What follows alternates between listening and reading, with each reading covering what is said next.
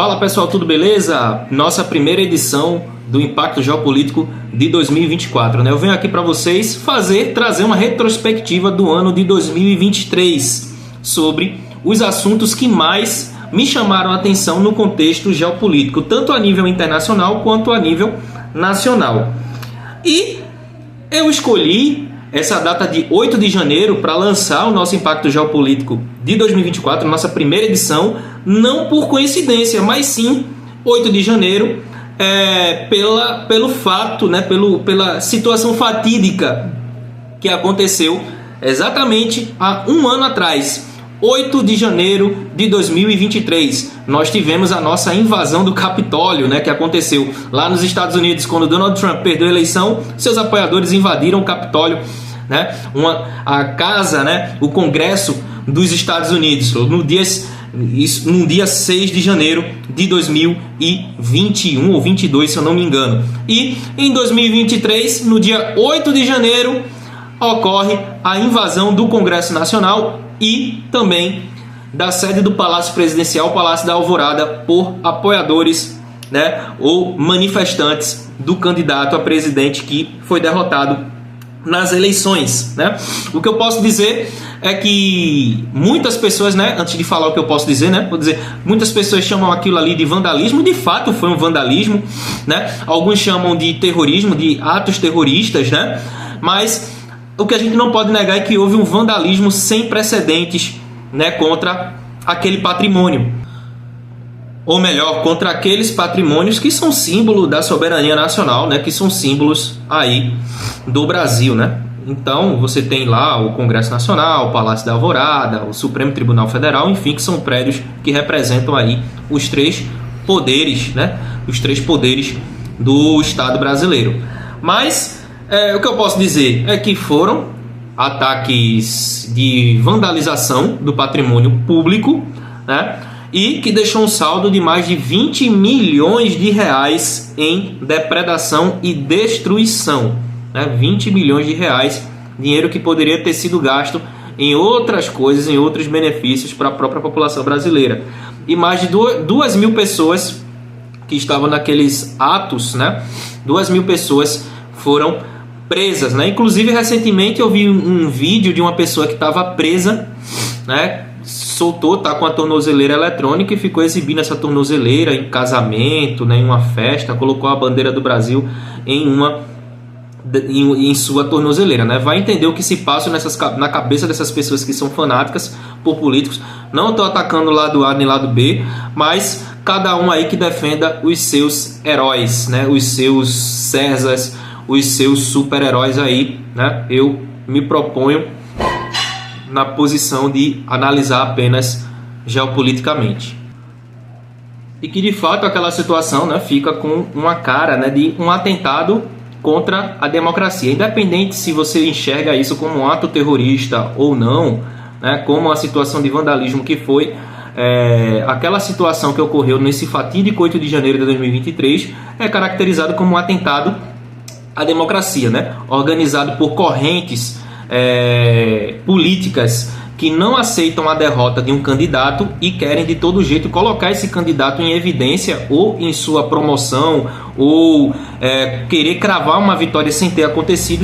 Isso se configura mesmo como uma tentativa de um ato golpista e de um ato antidemocrático que vai de encontro à democracia de uma nação que foi redemocratizada tão recentemente.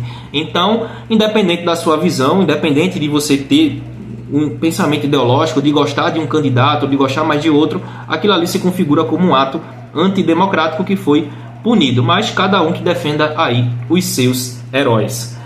Outro fato que me chamou a atenção na geopolítica de 2023 foi a questão entre Israel e Hamas, né? A invasão do Hamas, os terroristas invadindo a territorialidade de Israel, né, por terra, principalmente chegando naquela rave que estava acontecendo lá no dia 7 de outubro e matando várias pessoas, né? Foi um fato que me chamou muito a atenção, e também pela inércia, né, do serviço de inteligência de Israel em saber daquilo, porque aquilo ali já tinha sido descoberto, mas as autoridades israelenses não quiseram interferir para que aquilo não ocorresse. Mas isso foi de propósito? Foi justamente para Israel invadir Gaza e tentar anexar aquele território? A gente não sabe. Mas o que a gente sabe é que Israel está realizando sim um massacre na faixa de Gaza, né? Principalmente contra a população civil, que está sofrendo bastante ali naquela região de Gaza, né? Sofre bastante.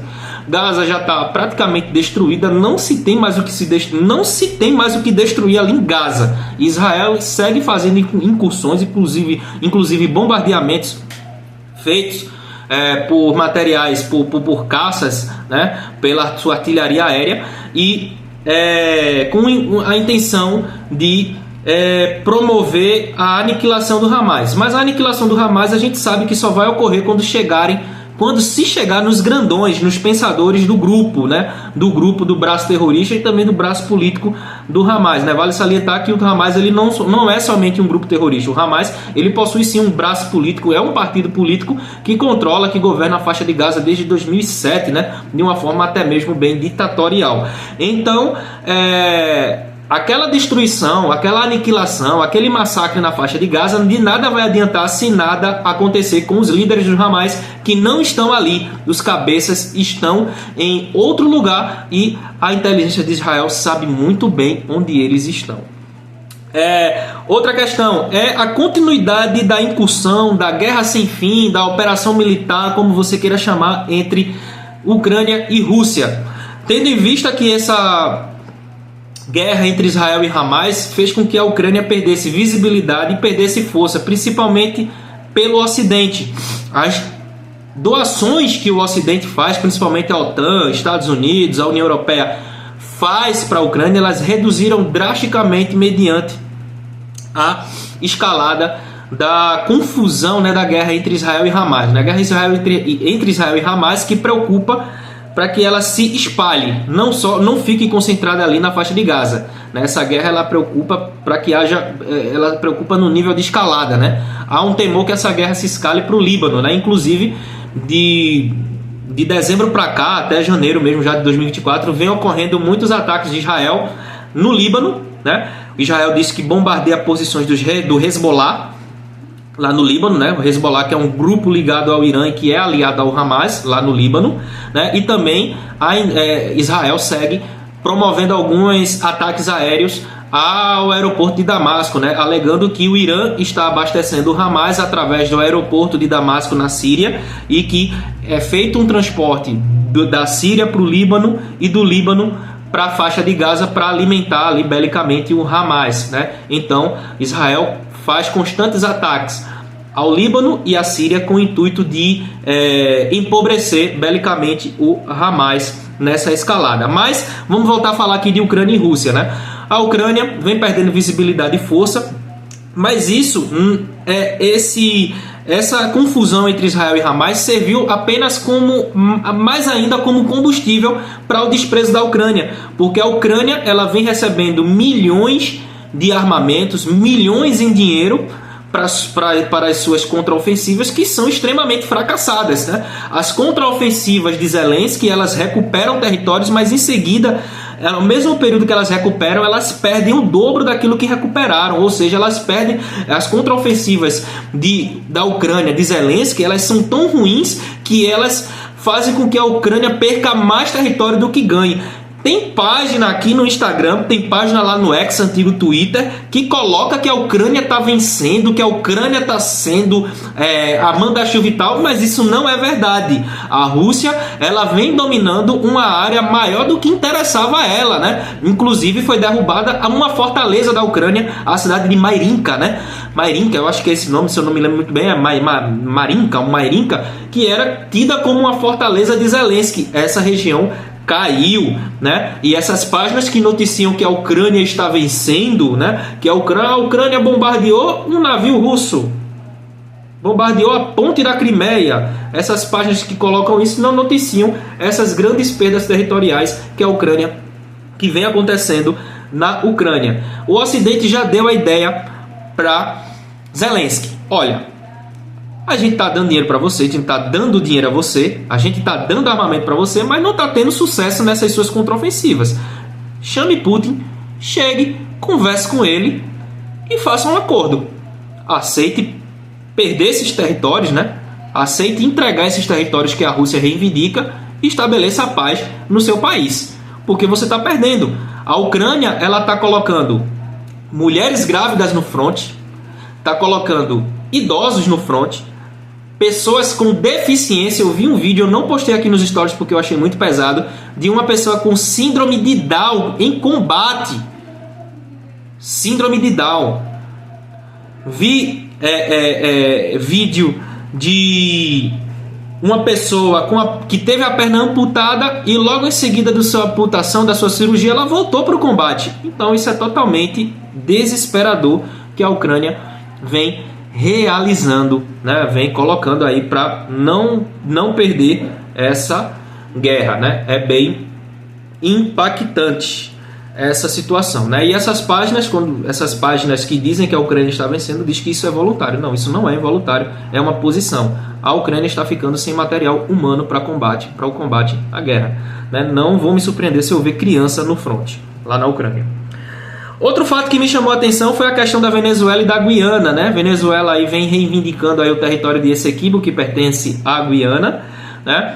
Justamente por conta não só por conta da descoberta de petróleo e de outros materiais preciosos ali naquela região, mas também porque a Guiana, o governo da Guiana, autorizou uma empresa americana, uma empresa estadunidense a fazer a exploração de petróleo lá em Essequibo, né? A ExxonMobil, né? E isso deixou os venezuelanos, na verdade o governo venezuelano, o governo ditatorial do Nicolás Maduro, enfurecido, que aí ameaça invadir a Guiana, né?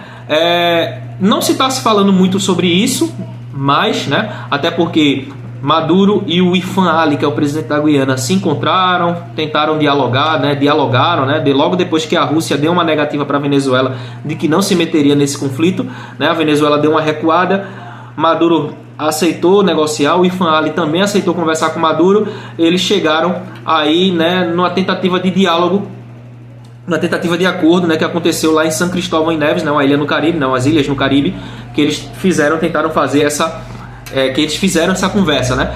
Então, não está se falando muito sobre isso, mas ainda existem movimentações por parte da Venezuela ali na fronteira, inclusive o exército brasileiro ainda continua remanejando, inclusive saiu um comboio de equipamentos militares do estado do Paraná para o estado de Roraima, né, com o intuito de fortalecer ali a segurança. Por quê? Porque o único jeito que a Venezuela tem de invadir a Guiana por vias terrestres, por estradas, é passando pelo Brasil. Não existe uma estrada que ligue a Venezuela à Guiana diretamente, apesar dos dois países fazerem fronteira, né? Somente passando pelo Brasil. E o Brasil não vai deixar, obviamente, a Venezuela invadir, né? Isso já foi dado, já foi falado, que o Brasil não permitirá uma entrada da Venezuela por Roraima para uma invasão a Guiana. Então vamos esperar no que isso vai dar. Vamos esperar aí sobre as próximas cenas desses próximos capítulos, né, disso aí que vai acontecer. O próximo encontro entre Maduro e Irfan Ali está para acontecer aqui no Brasil e estaremos atentos sobre isso. Beleza, pessoal? Essa aqui foi a retrospectiva de 2023 do nosso Impacto Geopolítico. Em breve a gente volta com mais vídeos e não deixe esse projeto morrer. Preciso de sua doação, hein? Pode ser de qualquer valor, a chave Pix vai estar aqui na descrição do vídeo. Beleza, galera? Falou e até a próxima.